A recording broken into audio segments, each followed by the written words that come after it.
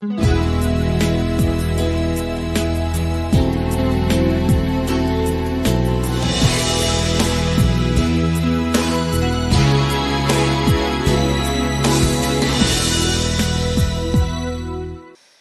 tardes, mi nombre es José Dávila Valdés, soy profesor general integral de secundaria básica. Hoy me desempeño en la Universidad de Artemisa como profesor de Historia Universal y de Didáctica de la Historia.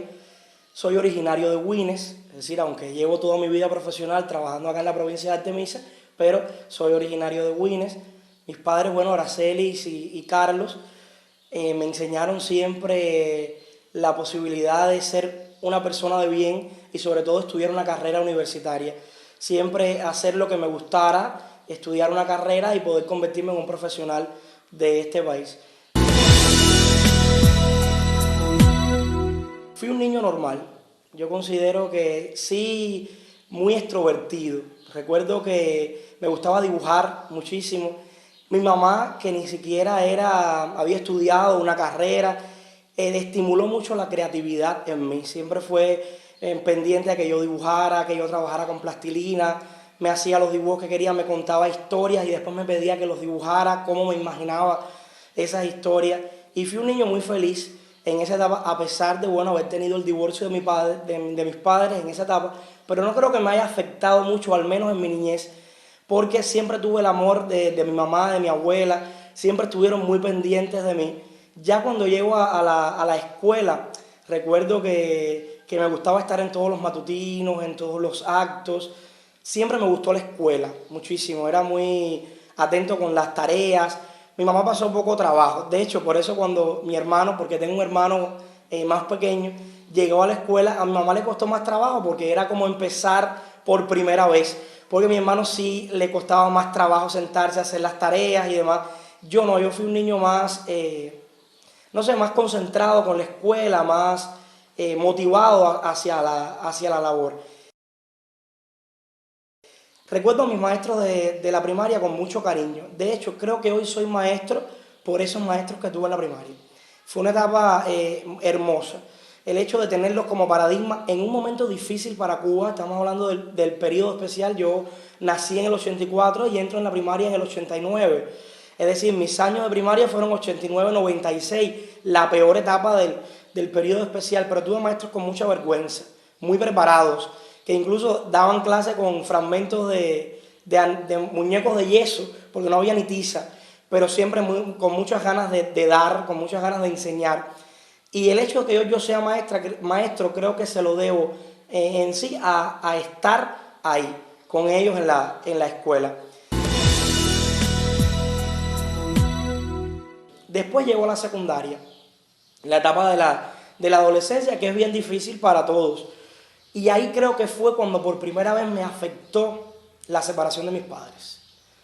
Es decir, creo que no tener ese patrón masculino a mi lado durante toda mi infancia, no tener a mi papá a mi lado cuando yo quería, empecé a tener inquietudes, me empecé a enamorar y a decir cómo reaccionar y que me daba pena con mi mamá y que no sabía cómo enfrentarlo. Decía, bueno, qué bueno si tuviera a mi papá y poder, porque tampoco fue en esa etapa la relación como es ahora.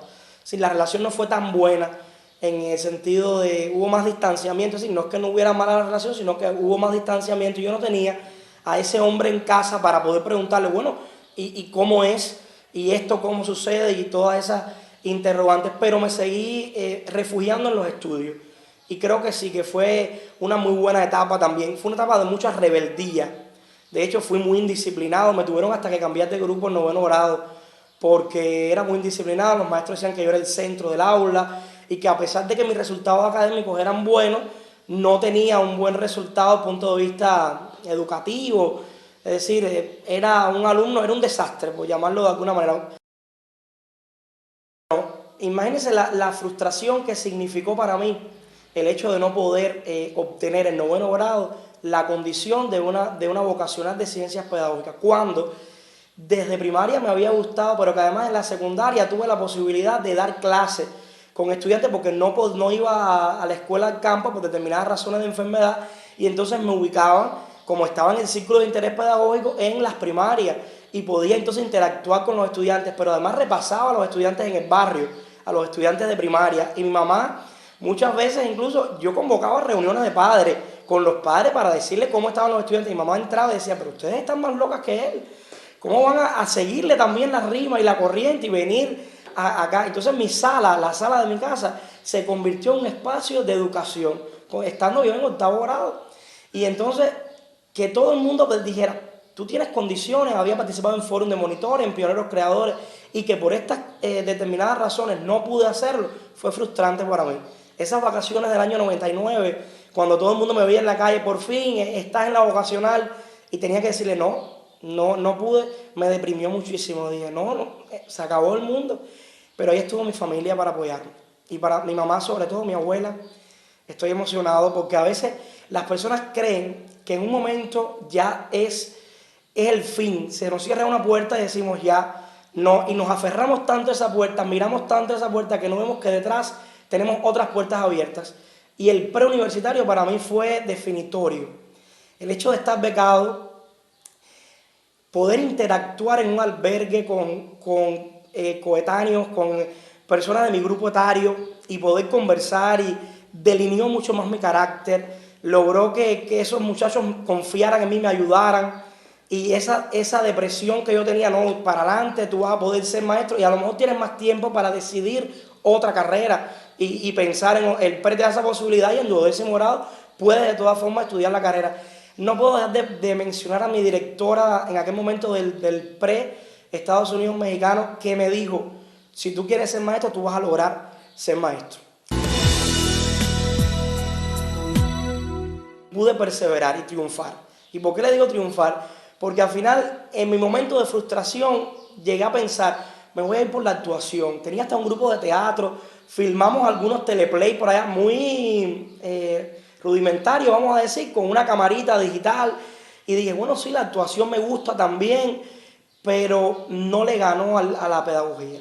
Cuando se reúnen con nosotros en 12º grado, hice las pruebas para ELISA, aprobé las 2 primeras, la tercera no las aprobé, pero entonces Corina Mestre, que era quien estaba haciendo los exámenes, puedes presentarte a dirección de cine, estuve en las pruebas de dirección, hice 2 pruebas, y entonces faltaban las otras 2, aprobé radio y televisión, me faltaba aprobar cine y entrevista. Y se reúnen con nosotros los 2 estudiantes de los primeros 100 valientes. Y de aquel proyecto impulsado por el comandante de profesores generales integrales de secundaria básica, en un momento donde no había ni precedente, y yo me reúno en el teatro, me recuerdo, de Winnes, con esas 2 personas, y ellos nos cuentan su experiencia en la Yuri Gagarin, con los estudiantes en la Yuri Gagarin, cómo se lograba transformar, cómo lograban poder moldear a ese estudiante. Y yo dije, no, lo mío es el magisterio. No es. Y entonces todo lo que fue actuación, todo lo que fue dirección, dije, a lo mejor lo puedo articular en otro momento, pero hoy lo que quiero ser es maestro. Ya mi etapa de formación profesional pedagógica, en ese momento inicial, creo que lo más importante para mí fue haber estado en una escuela como la Allende. La Escuela Salvador Allende, que sus muros derrochan pedagogía, que es una institución en la formación de maestros en Cuba. El estar ahí creo que para mí fue muy importante. Yo, como les decía, soy de este primer grupo de provincia, en aquel momento provincia Habana. La experiencia de los valientes había sido solo con Ciudad de La Habana, y entonces nosotros éramos los primeros de provincia Habana que estábamos allí en una experiencia nacional. Y llegar a la ciudad de La Habana y poder conocer alumnos de otras provincias que tenían otra idiosincrasia, que tenían otra forma de ver las cosas, otra forma incluso de ver la pedagogía, pero tenían aquellos profesores que eran esencialmente del Barona, que también es una institución en la formación de maestros en Cuba, creo que fue definitoria para mi carrera profesional. Fueron maestros que todavía hoy hablo con ellos por teléfono, todavía hoy le agradezco todo lo que hicieron, porque ya no es lo mismo ver a un maestro en primaria, secundaria o pre en esa labor profesional, que verlo ya con la mirada del objetivo, el contenido, el método, ya una mirada más profunda, más profesional. De hecho, mi tutora hoy, que fue mi tutora de la tesis de maestría y hoy me acompaña en el doctorado, fue mi primera maestra en la Allende. Mi directora de la Allende, todavía nos llamamos en fecha señalada, estuvo en mi graduación, en ese momento quería darme un beso ese día allí, ahí estuvo cuando ya trabajaba hoy es directora de Ciencia y Técnica a nivel nacional. Y estar en la Allende creo que definió mucho más mi profesión y me ayudó mucho a crecer personalmente también.